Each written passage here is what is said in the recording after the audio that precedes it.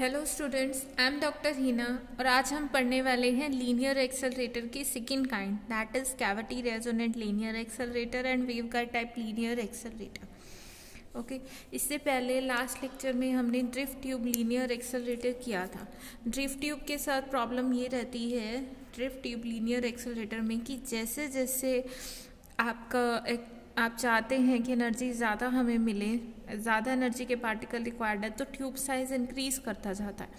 But अगर alternate side आप देखें कि अगर आप ये चाह रहे हैं कि आपकी फ्रिक्वेंसी इंक्रीज हो जाए ताकि हमें ट्यूब की लेंथ ज़्यादा ना बढ़ानी पड़े, तो हमें बहुत हाई फ्रिक्वेंसी की रेडिएशन चाहिए होती है। और अगर आप नॉर्मल देखना चाहें तो जैसे जैसे लेंथ बढ़ती जाती है तो असेंबली बढ़ती जाती है।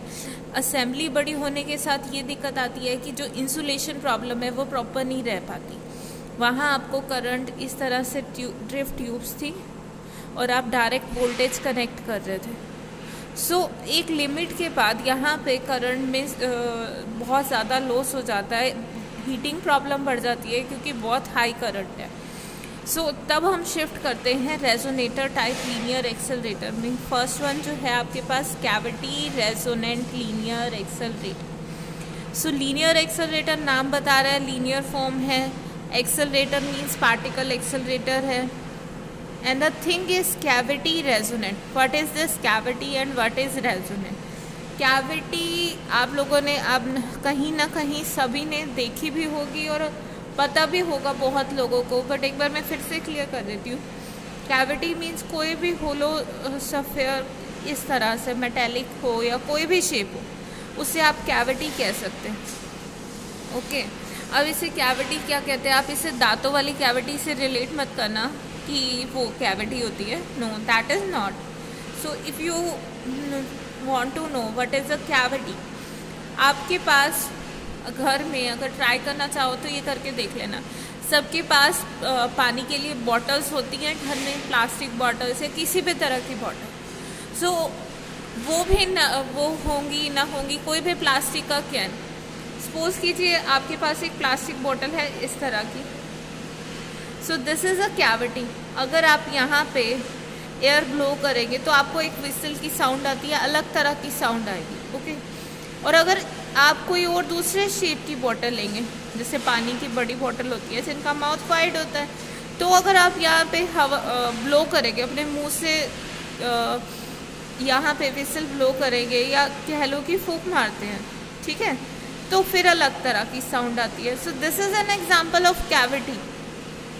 और अगर इसका बैक एंड ओपन हो तो वो अलग तरह की आएगी साउंड। आई होप आपको कैविटी समझ आ गई होगी। कैविटी क्या है? कोई भी होलो एनक्लोजर कि अगर इसके अंदर वेव जाएगी तो वो पूरे के पूरे मीडियम में डिस्ट्रीब्यूट हो जाएगी। बैक एंड क्लोज है, रिफ्लेक्ट होगी, बैक आएगी, सुपरपोजिशन होगा, आपको साउंड सुनाई देती है। Okay, this is a kind of cavity. इसका एंड ओपन होगा तो कई बार आवाज़ नहीं, एंड ओपन होगा तो आपके पास कोई भी साउंड नहीं आएगी। अगर इसका एंड ओपन होगा तो अलग तरह चली जाएगी। Fluid is also example of cavity. बांसुरी अगर आप देखते हैं तो किस तरह उसमें नोट्स सेटअप होते हैं, तो ये फ्रिक्वेंसी पे डिपेंड करता है। एंड नेक्स्ट थिंग इज इसमें है रेजोनेंट। अब रेजोनेंट या रेजोनेंस का क्या मतलब होता है? रेजोनेंट का सिंपल मीनिंग होता है कि जब दो चीज़ें सेम फ्रिक्वेंसी की हो जाए तो हम कहते हैं दे आर इन रेजोनेंस या दे आर इन सिंक कह लो। अब रेजोनेंस का एक सिंपल सा एग्जांपल, तुम सबने बचपन में कभी ना कभी वो स्विंग लिया होगा। पार्क में हम जाते हैं, इस तरह से स्विंग होता है, ये रस्सी के किनारे बंधा होता है, इस पर अगर एक पर्सन बैठ जाए, ठीक है। अगर तुम चाहते हो ये मैक्सिमम स्पीड पे रहे तो अपने पैर पहले ऐसे ऊपर की तरफ लेके जाते हो, फिर वापसी आते हो और बैक होता है। एक प्रॉपर रिदम में तुम जाते हो, आगे पीछे। अगर तुम अपने पैर प्रॉपर नहीं उठाओगे, आगे की तरफ नहीं करोगे, थोड़ी पीछे की तरफ नहीं झुकोगे, तो प्रॉपर एम्पलीट्यूड नहीं आएगा। मैक्सिमम उस स्विंग की एम्पलीट्यूड कब आता है? जब आप प्रॉपर अपने पैर एक सिंक में हिलाते हैं। ज़्यादा तेज बैठे होके पैर हिलाने लग जाओगे, मान लो ये जो पर्सन है फटाफट पैर हिलाएगा, तब भी कोई रेजोनेंस नहीं आएगा और झूले का जो एम्पलीट्यूड है वो नहीं बढ़ेगा। और अगर बहुत स्लो पैर हिला रहे हो तब भी नहीं। सो एक प्रॉपर फ्रिक्वेंसी से हिलाने होते हैं। और जब वो प्रॉपर फ्रिक्वेंसी क्यों नीड होती है, क्योंकि वो जो झूले की अपनी फ्रिक्वेंसी है, जब आपकी और उसकी फ्रिक्वेंसी मैच कर दे जाती है तो हम उस चीज़ को बोलते हैं रेजोनेंट। ओके, कि these two are in resonant, resonance आएगी तो मैक्सिमम एम्पलीट्यूड मिलेगा। अब ये कैविटी समझ आ गई आपको क्या होता है, रेजोनेंस समझ आ गया आपको क्या होता है। रेजोनेंस का एक और भी एग्जांपल कैविटी के थ्रू ही लो। मान लो जो बोतल, अगर तुम बहुत धीरे से उसमें फूंक मारोगे तो आवाज़ इतनी नहीं आती, एक प्रॉपर एम्पलीट्यूड या प्रॉपर उस पर ही उसमें से वापसी विसल ब्लो की आवाज़ है। सो दैट मीन्स उस टाइम पे रेजोनेंस हो गया है। ओके, आई होप ये चीज़ क्लियर होगी आपको कि कैविटी क्या है, रेजोनेंस क्या है। अब इन दोनों चीज़ों का यूज़ करके हम लीनियर एक्सेलरेटर किस तरह बना सकते हैं। देखो, इससे पहले वाला लीनियर एक्सेलरेटर आई होप आपको याद होगा, नहीं है तो लेट मी शो यू।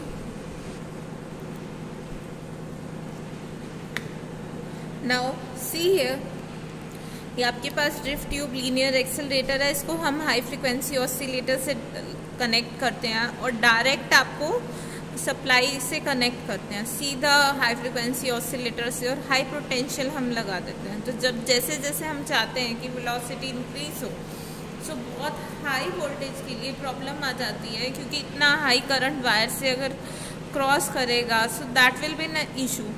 बहुत ज़्यादा करंट इसमें से पास नहीं हो सकता, इंसुलेशन की प्रॉब्लम रहती है, एयर जो है उसमें दिक्कत आ सकती है, हाई करंट पास करने से जो वायर है वो मेल्ट कर सकती है। तो उसके लिए हम क्या करते हैं कि ये डायरेक्ट इंसुलेशन ना करके, ये जो पूरी की पूरी ट्यूब है, ये देखो जो C1 C2 मेटेलिक सिलेंडर हैं, इट्स ओके। सो ये मेटेलिक सिलेंडर इसी तरह रहते हैं, बट ये जो कैविटी है बाहर, ये हम अब वायर से ना लगा के इसको एक और कैविटी के अंदर रख देते हैं। कैविटी के अंदर रखने का क्या मतलब है, नाउ सी, ये मेटेलिक सिलेंडर थे, इनकी लेंथ इंक्रीज कर रही थी धीरे धीरे इस तरह। सो अब ये जो सिलेंडर है ये एक फर्दर कैविटी के अंदर है, यहाँ इनको डायरेक्ट करंट नहीं दिया हुआ है इस कैविटी में, यहाँ पे इसको ऑसिलेटर से कनेक्ट किया गया और इसके अंदर इलेक्ट्रिक फील्ड सेटअप किया गया है वेव की फॉर्म में। Okay, so accelerator has been chiefly design, ये प्रोटॉन के लिए डिज़ाइन किया गया है, ये वाला एक्सेलरेटर जिसकी अगर हम यहाँ बात कर रहे हैं, cavity resonant accelerator. So for to accelerate protons to high speed we require a radio frequency oscillator. Main difficulty with radio frequency oscillator is their operation result in large current flow through the wires which give rise to large power loss, जो कि मैं आपको already बता चुकी हूँ। In a resonant cavity accelerator, power losses are reduced as the currents are distributed over the surface of cavity. यहाँ पे current देंगे और इसके अंदर electric field, electromagnetic field setup करेंगे। The cylindrical drift tubes are enclosed inside evacuated metal tube like this. metal tube के अंदर cylindrical tube होंगी और वो cavity बनाएगी, and an oscillating electromagnetic field of high frequency of order of 10⁹ hertz is set up inside this tube, so that it has an electric field component along the common axis of tube. Electric field component इस direction में है और continuously change होगा. The protons are accelerated along the direction of field. They are shielded from the effect of this field when they are travel inside the tube. Since the frequency of alternating field is very high, the lengths of first few tubes will be very large when the incoming proton starts with very small velocity. To overcome with this difficulty, protons are first accelerated directly to the energies of order of 4.5 MeV. इस energy पे हम करते हैं और maximum energy हमें इतनी मिलती है। अब तुम्हें ये लग रहा होगा कि इलेक्ट्रोमैग्नेटिक फील्ड सेटअप करने से इसके अंदर प्रोटॉन एक्सेलरेट किस तरह करेंगे। अब देखो कि होता क्या है, इसके लिए पिछला कंपैरिजन करना ज़रूरी है। तो मैं एक बार फिर से तुम्हें ड्रिफ्ट ट्यूब एक्सेलरेटर दिखा रही हूँ। यहाँ से देखो, यहाँ आयन आया था, उस टाइम पे ये पॉजिटिव चार्ज था, ये नेगेटिव चार्ज था, ये पॉजिटिव चार्ज था, negative positive negative and so. So जैसे ही आयन आता है नेगेटिव चार्ज है, पॉजिटिव आयन है, सो पॉजिटिव आयन इसकी तरफ अट्रैक्ट होगा नेगेटिव चार्ज के लिए। इस टाइम पे एक्सेलरेट होता था, ट्यूब के अंदर वो सेम वेलोसिटी से मूव करता था, क्योंकि electric field inside a hollow charged conductor is always zero. So वो बाहर आते ही फील्ड की डायरेक्शन चेंज हो जाती थी, तो क्या होता था, एक्सेलरेशन फिर से इस जगह पे होगी, अंदर कांस्टेंट रहता था। अब हम डायरेक्ट करंट नहीं दे रहे हैं, इलेक्ट्रोमैग्नेटिक फील्ड सेटअप किया, इलेक्ट्रोमैग्नेटिक वेव सेटअप करी है इसके अंदर। तो उस टाइम पे जैसे ही चार्ज पार्टिकल यहाँ एंटर किया था, डायरेक्ट करंट नहीं है, इलेक्ट्रिक फील्ड सेटअप है। सपोज करो कि जैसे ही आयन यहाँ आया तो उस टाइम यहाँ पे उसका क्रस्ट है, नेगेटिव है, यहाँ पे पॉजिटिव है इस जगह। सो यहाँ नेगेटिव होने की वजह से वो इसकी तरफ एक्सेलरेट होगा, मैक्सिमम पहुँचेगा, और जैसे ही अंदर जाएगा फील्ड जीरो, इस पॉइंट पे अगेन फील्ड चेंज हो जाएगा। फील्ड चेंज होने की वजह से अब यहाँ पॉजिटिव चार्ज, पॉजिटिव यहाँ आ गया है और यहाँ नेगेटिव है, तो वो फर्दर एक्सेलरेट होगा। मीन्स प्रिंसिपल सेम है, ऑसिलेटिंग इलेक्ट्रिक फील्ड है। अब हम डायरेक्ट ना देके, डायरेक्ट सप्लाई ना देके हम उसको, उसके अंदर इलेक्ट्रिक फील्ड सेटअप कर रहे हैं। ओके, मैं आपको एक बार फिर से दिखा देती हूँ। ये देखो, ये इस तरह के बॉक्सेस आपके पास ड्रिफ्ट ट्यूब्स हैं, इलेक्ट्रिक फील्ड सेटअप किया गया है, यहाँ से पॉजिटिव आयन आया, उस टाइम यहाँ पे ये नेगेटिव, इस तरह इलेक्ट्रिक फील्ड कुछ इस तरह का था, ऐसे पॉजिटिव आयन आया, नेगेटिव फील्ड में है, एक्सेलरेट होगा। जैसे ही वो ट्यूब के अंदर जाएगा, कांस्टेंट फील्ड है, कोई एक्सेलरेशन नहीं है। जैसे ही बाहर आया उस टाइम पे ये फील्ड आगे चला गया। अब इसको इस तरह से भी कंसिडर कर सकते हैं कि ये जो इलेक्ट्रोमैग्नेटिक वेव है, क्योंकि हमारी ये जो होलो इवैक्यूएटेड ट्यूब है जिसके अंदर हमने ये रखे हुए हैं, मेटालिक डिस्क रखी हुई हैं, तो वो कंप्लीट होलो है। सो यहाँ अगर हम इलेक्ट्रोमैग्नेटिक फील्ड सेटअप कर रहे हैं तो वेव कॉन्टिन्यूसली इस तरह से कॉन्टिन्यूसली वेव आगे मूव करती जा रही है। तो आप ये चीज़ समझ सकते हैं कि जैसे कि आपके ये जो चार्ज पार्टिकल हैं, ये एक राइडर का काम कर रहे हैं और इलेक्ट्रोमैग्नेटिक फील्ड एक फोर्स है, कि अब हमने उसको एक हॉर्स पे बिठा दिया इलेक्ट्रोमैग्नेटिक फील्ड पे। जिस स्पीड से या जिस वेलोसिटी से वो हॉर्स मूव करेगा, उसी वेलोसिटी से आपका राइडर मूव करता है, तो वो एक्सेलरेशन आ जाती है उसमें। तो जिस स्पीड पे आपका electric field, electromagnetic field move कर रहा है, उसी स्पीड पे आपका जो राइडर है, चार्ज पार्टिकल, वो मूव करेगा। तो मेनली हम कैविटी रेजोनेंट एक्सेलरेटर का यूज़ करते हैं प्रोटॉन को एक्सेलरेट करने के। ओके, आई होप अब आपको क्लियर हो गया होगा कि ये क्या चीज़ है। अब इसके अंदर अगर हम बात करते हैं तो फेस वेलोसिटी बहुत ज़्यादा पहुंच जाती है, इलेक्ट्रोमैग्नेटिक फील्ड बहुत स्पीडली मूव करता है, और अगर उसको कोई चार्ज पार्टिकल राइड करेगा तो उसकी एक्सेलरेशन बहुत ज़्यादा हो जाएगी, और इतने ऑर्डर की एनर्जी मिल जाती है हमें इस मेथड से 50 MeV, that is quite huge. Okay, next type of accelerator which is in your syllabus, or you can say which is a part of linear accelerator, is waveguide linear accelerator. So let's do it. Waveguide linear accelerator. So again, what is a waveguide? waveguide क्या होती है? नाम से पता चल रहा है, a thing which will guide the wave, जो वेव को गाइड करे, that is called a waveguide. अब वेव गाइड भी होलो मेटेलिक ट्यूब की तरह होती है। अब वेव गाइड अलग अलग टाइप के होते हैं, इनकी शेप के अकॉर्डिंग की वेव इसमें से किस तरह ट्रैवर्स करेगी। वेव गाइड का अगर तुम एग्जांपल लेना चाहो, मान लो कि 2 पर्सन हैं, सी है, वेव गाइड को समझना चाहते हो तो सपोज करो ये पर्सन ए है, ये बी है, ठीक है, इस तरह से हमने बना दिया। अब इसका नाम रख देते हैं, मान लो कि she is Neha and he is Amit. Okay, so ये इसके थ्रू इसको मैसेज कन्वे करना चाहती है। अगर ये नॉर्मल आसपास हैं, 100 मीटर तक का डिस्टेंस है, तो ये जोर से आवाज़ लगाएगी, ये सुनेगा। But what if a distance is 1 kilometre, अगर ऐसा कुछ है तो क्या होगा? तो नेहा जितना मर्जी जोर से चिल्लाए, अमित तक कितना सिग्नल पहुंचेगा? जो भी वो बोलेगी उसका ओनली 10⁻⁻10, जितना भी वो सिग्नल पहुंचाना चाहती है, जो भी वो इन्फॉर्मेशन देना चाहती है, उसका 10⁻⁻10 अमित तक पहुंचेगा। सो देखो कितना कम है 1 किलोमीटर के डिस्टेंस में, और इन्फॉर्मेशन कैसे जाती है 1/r², इतने डिस्टेंस तक। तो देखो अगर वो यूं ही बोलती है तो सारे के सारे सिग्नल स्प्रेड हो जाता है। जैसे हम बोलते हैं इन्फॉर्मेशन इस तरह से हवा में स्प्रेड होती जाती है और 1 किलोमीटर में अमित के ईयर तक सिर्फ इतनी इन्फॉर्मेशन पहुंचेगी, जो भी वो बोल रही है उसका 10⁻⁻10 टाइम्स कम हो जाएगा। सो हम क्या करें, इन्फॉर्मेशन कैसे पहुंचाए कि हमारी एनर्जी लूज भी ना हो, ठीक। सो वेव गाइड का यूज़ कर सकते हैं। अगर वो यहाँ पे दोनों के बीच में एक पाइप रखे और जो भी अब वो पाइप में से बोलेगी उसका 90% अमित को एज इट इज़ क्लियर सुन जाएगा, 10% एनर्जी लॉस हो जाती है, कभी कभी शेप पे डिपेंड करता है।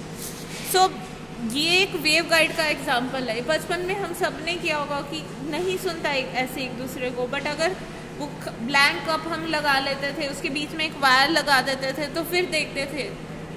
आई होप सब ने किया होगा, 2 इस तरह से कप बना के बीच में एक वायर लगा लेते थे, 2 प्लास्टिक के कप होते थे और बचपन में सभी लोग खेलते होते थे कि हमने तो फ़ोन बना लिया। Okay, so that is this kind of thing कि वेव गाइड की अब वे इन्फॉर्मेशन है, पहले स्कैटर होके हवा के थ्रू जा रही थी और बहुत ज़्यादा स्कैटर हो रही थी।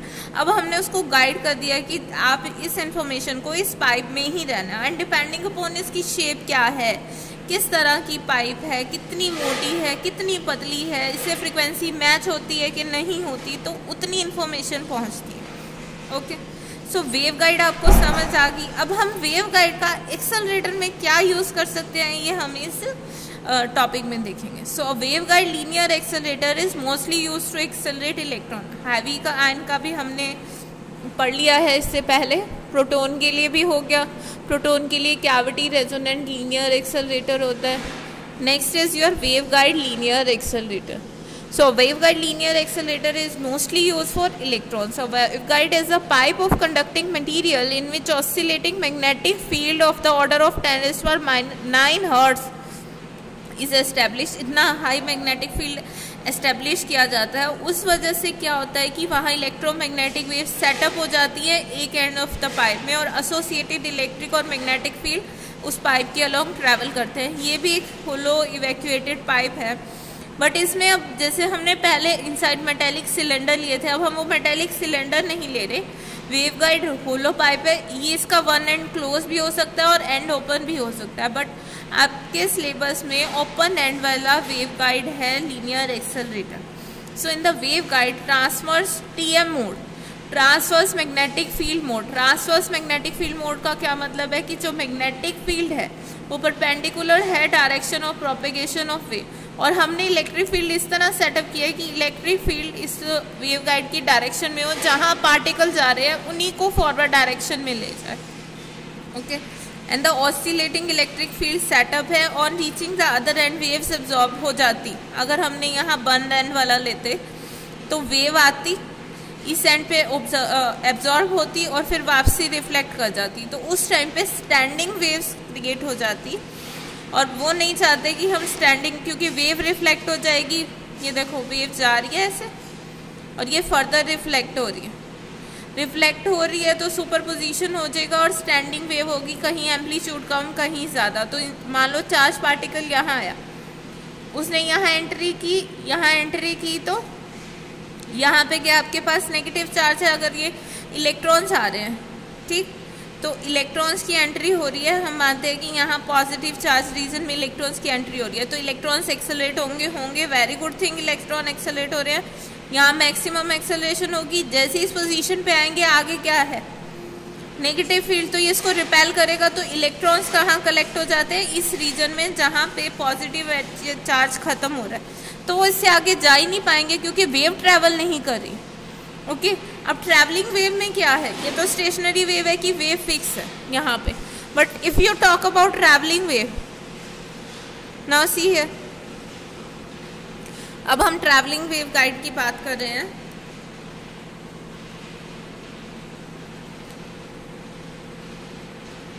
ये वेव है, ये आगे ट्रैवल कर रही है साथ साथ। ओके, इलेक्ट्रॉन्स यहाँ से आए, इलेक्ट्रॉन्स को एक्सेलरेट करना है, इलेक्ट्रॉन्स को पॉजिटिव चार्ज मिला, वेरी गुड थिंग, इलेक्ट्रॉन्स फटाफट से एक्सेलरेट होके यहाँ आ गए इस जगह पे। इसके बाद नेगेटिव चार्ज है, इसने इसको रिपेल कर दिया और इलेक्ट्रॉन का क्लाउड कहाँ कलेक्ट हो गया, इस पॉइंट। ये तो इलेक्ट्रॉन को एक्सेलरेट करेगा और मैक्सिमम एक्सेलरेशन का होगी जहाँ चार्ज मैक्सिमम। सो ये वेव इस तरह ट्रैवल करती जा रही है। ये जो पॉजिटिव चार्ज है, मान लो और वेव आई, पहले ये पॉजिटिव फील्ड आया, यहाँ से कॉन्टिन्यूसली इलेक्ट्रॉन्स आए जा रहे हैं, कॉन्टिन्यूस इलेक्ट्रॉन्स आए जा रहे हैं। तो अगर वो पॉजिटिव फील्ड में एंटर करेंगे, एक्सेलरेट हो जाएंगे, इस पॉइंट पे कलेक्ट हो जाएंगे। अगर वो नेगेटिव फील्ड में एंटर करते हैं तो क्या होगा, इलेक्ट्रॉन तो कॉन्टिन्यूस आ रहे हैं जिन्हें हमें एक्सेलरेट करना है, नेगेटिव में एंटर करेंगे तो इनको रिपेल करेगा और ये वापसी बैक स्कैटरिंग हो जाएगी यहाँ पे। सो सपोज कीजिए कि ये जो पोर्शन था अब आपका आगे पहुँच गया है और यहाँ नई वेव आई है इस तरह। सो ये जो इलेक्ट्रॉन्स यहाँ कलेक्ट हुए थे वो अब आगे राइड करते जा रहे हैं, आगे जाते जा रहे हैं। इस टाइम पे जो इलेक्ट्रॉन्स आए थे वापसी रिजेक्ट हो गए, इस टाइम पे अब इलेक्ट्रॉन्स की एंट्री अलाउड है, पॉजिटिव फील्ड आ गया, ये फिर से एक्सेलरेट होके यहाँ इस पॉइंट पे कलेक्ट हो जाएंगे। सो आउटपुट में आपको क्या मिलता है, अगर इनपुट में इस तरह से कॉन्टिन्यूस इलेक्ट्रॉन्स मिल रहे हैं तो आउटपुट में आपको इलेक्ट्रॉन्स कहाँ मिलेंगे, जहाँ पॉजिटिव फील्ड होगा। सो इस तरह बंच ऑफ इलेक्ट्रॉन मिल रहे हैं यूँ, जहाँ नेगेटिव फील्ड है वहाँ नहीं है। So this is your input कि आप इस तरह से दे रहे हैं और यहाँ आपको आउटपुट में इलेक्ट्रॉन इस तरह से क्लस्टर के फॉर्म में मिल रहे हैं, क्योंकि नेगेटिव फील्ड उनको वापसी रिपेल कर रहा है, सेम चार्ज।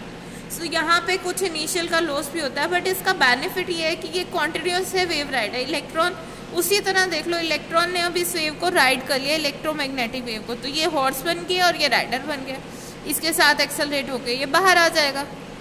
अब आपकी थ्योरी क्या कहती है, एक बार बुक की वर्डिंग समझ लें क्योंकि ये थोड़ी सी टिपिकल है। सो मैं आपको आज प्रॉपर बुक की वर्डिंग पढ़ के उसका मतलब समझा रही हूँ। सो यहाँ तक हमने कर लिया था कि स्टैंडिंग वेव्स क्यों नहीं होती, स्टैंडिंग वेव होगी तो इलेक्ट्रॉन यहीं रह जाएंगे। इसके बेस पे जो वेव गाइड है वो थोड़ा सा टिपिकल होता है और आपके सिलेबस में नहीं। सो स्टेशनरी की वर्किंग आपको समझ आ गई होगी ट्रैवलिंग मोड की। सो electron entering the wave guide, उनको हम पहले एक्सेलरेट करते हैं at the energy of order of 0.6 MeV, so that they possess speed of order of 0.5 c, इतनी मिनिमम उनकी स्पीड हो।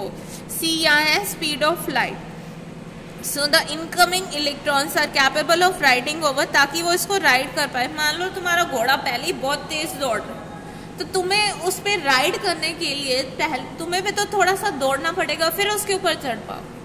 घोड़ा रुका हुआ है फिर तो चढ़ना बहुत ईजी है, पर अगर वो दौड़ रहा है तो राइडर को पहले खुद से दौड़ना पड़ता है, उसकी वेलोसिटी मैच करनी पड़ती है, तभी वो उसके ऊपर चढ़ सकता है। घोड़ा दौड़ रहा है और राइडर खड़ा है, देन वो उसके ऊपर चढ़ ही नहीं सकता कभी भी।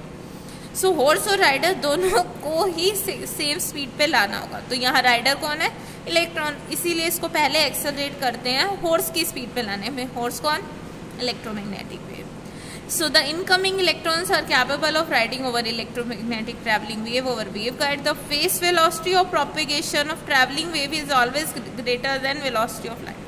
अब ये ध्यान रखना, फेस वेलोसिटी उससे ज़्यादा हो रही है ग्रुप, और जो एक्चुअल वेलोसिटी से इलेक्ट्रॉन मूव करता है वो क्या होती है, ग्रुप वेलोसिटी। और ये क्वांटम में ऑलरेडी आप चीज़ पढ़ चुके होंगे। आई am not going into detail what is face velocity and wave velocity and all that, okay. So inside waveguide, electron should travel with the velocity equals to the phase velocity which is greater than the velocity of light. But कोई भी particle जो है speed of light से greater नहीं हो सकता, इसीलिए हमें फेस वेलोसिटी को रिड्यूस करना पड़ता है बाय इंसर्टिंग प्लेट्स। अब वो क्या होती हैं, ये देखो, हमें वेव गाइड को लोड करना पड़ता है मेटेलिक डिस्क से, उसके अंदर मेटेलिक डिस्क लगा देते हैं और धीरे धीरे, यहाँ तो इन्होंने सेम साइज की दिखाई है, एक्चुअल में इनका डायमीटर जो है ये अंदर वाला पार्ट इंक्रीज करता है टुवर्ड्स एंड, मतलब पहले ये कम है और धीरे धीरे धीरे धीरे डायमीटर बढ़ता जा रहा है। अब इस चीज़ को ऐसे देखो कि डिस्क क्या होती है, CD टाइप। तुम पहले हमारे पास क्या थे, उसके अंदर सिलेंडर थे, अब ये खाली एक पाइप है, इसके अंदर तुमने CD लगा दी, इस तरह से CDs लगा दी, और CDs के जो सेंट्रल है उसका डायमीटर एंड की तरफ यूँ इंक्रीज करता जा रहा है, बढ़ता जा रहा है। अगर क्रॉस सेक्शनल व्यू देखो, क्रॉस सेक्शनल व्यू या फील्ड के लिए देखो तो वो इस तरह से होगा कि उसमें ब्लॉक्स लगे हुए। ये जो इलेक्ट्रोमैग्नेटिक फील्ड है उसमें इस तरह से ये फील्ड लाइन दी हुई है, ये सेटअप होता है electromagnetic field. Electric field component parallel होता है। ये फील्ड लाइन मैंने आपको पहले ही ड्रिफ्ट ट्यूब एक्सेलरेटर के केस में समझा चुकी हूँ कि ये कैसे एक्सेलरेट करती है और कैसे कॉलिमेट करती है। सो जैसे ही यहाँ से इलेक्ट्रॉन्स एंटर करते हैं वो 0.5 c पे वो इसको राइड करता है, इसके अंदर आ जाता है। अंदर आएगा तो क्या होगा, दोनों की वेलोसिटी मैच करेगी।